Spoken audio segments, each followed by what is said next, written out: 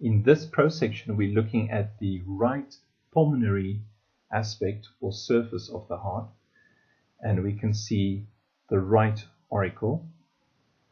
We can also see the superior vena cava. We have the aorta, and we have the pulmonary trunk,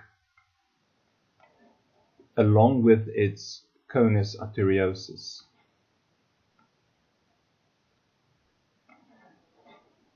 We can also identify the rest of the right atrium,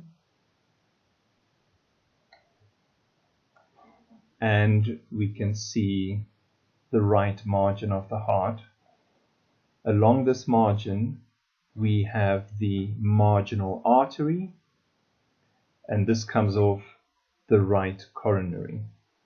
The right coronary will continue towards the diaphragmatic surface inferiorly and eventually contribute to the posterior interventricular artery.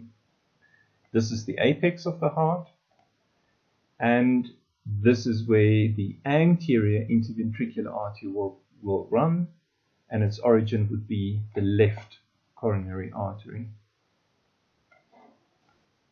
This video was partially sponsored by Dirisana Plus, an EU-funded project.